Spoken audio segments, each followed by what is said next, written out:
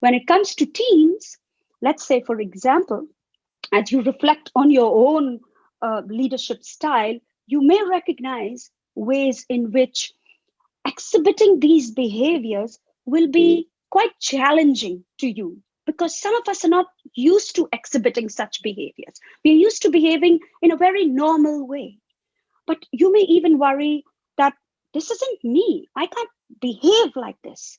But while some leaders may be in very careful about how they use their language and how they deliver their their counseling sessions to their staff and to their employees, these are skills like any other. It can be learned. But indeed, again, the pandemic has actually uncovered such skills for us and has shown us how we should act differently and not act within, the status quo. So take, for example, you have a member of staff who has been sat down and told, well, we all know that in London, bonus time is approaching, bonus time, but he's been sat down and he's been told, yes, bonus time is approaching. But in view of that, I would like to share some feedback with you. This has happened through this 360-degree feedback that has come right through the organization. And it's quite negative. But I have to share it with you. Also, I also need to share with you that budgets have all been slashed. So you can no longer go ahead with that project that you've been working on for so long. And obviously, you obviously know that with COVID, we cannot pay any bonuses. So I need you to understand that. But there is a way, again, that we manage our people and we manage our staff. All of you must have heard this quote that, in the forces of fate that bear down on man and threaten to break him also have the capacity to ennoble him. We've all heard these great quotes. But when people are dealing with such difficult circumstances, and on top of that, they get such painful news, what do? Do we rescue them by saying, you're terrific, you're unbelievable, you're just amazing? Do we say that? Or do we just run and say, we're just going to block this out and it's not our business? The answer is we do neither. We sit down with them and we address the problem. We invite them to talk about their feelings and their problems, and we give their problem a name.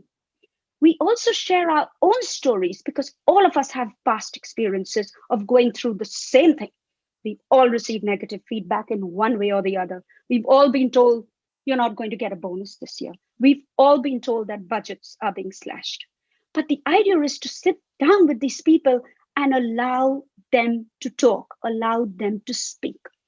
Now, one of the ways we can do that is to say to them, it sounds like you feel very, very disappointed, don't you? And allow the person to agree, to disagree, or to correct you.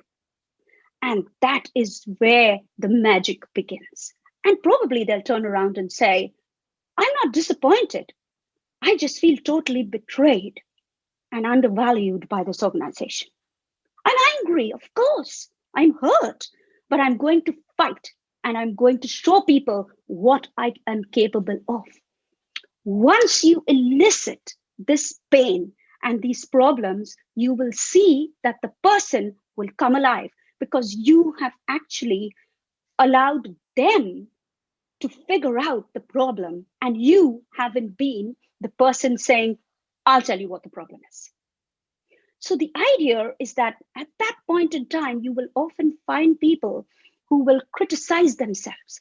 I'm just stupid. I've never been able to get a proper bonus. My boss has never liked me. I'm just not creative at all. But the idea is to suppress that critic and to involve the desire or this self coach that many organizations are calling it, and allow that self coach to come alive. Let them realize that I need to work harder, maybe. Maybe I haven't done enough. Maybe I perceive people differently, and I need to take this feedback on board and change. I need to invest in a coach or a mentor to help me to do that. And when we take them through this process of questioning, the psychological process, you again ask a question. This really does matter to you, doesn't it? This project that you've been working on? And they say, well, how will you feel if you did nothing and you just took this feedback home and you just brooded over it and you hurt over it and you let it settle within you and you believed it and you consumed it? Or how would you feel if we did the same project and we put it into our plan for next year, next quarter, next year? But most importantly, what do you think you can do to make this project happen? Give me 3 points that you can do to make it happen. When we do this, it is a highly powerful process that we are taking an employee through.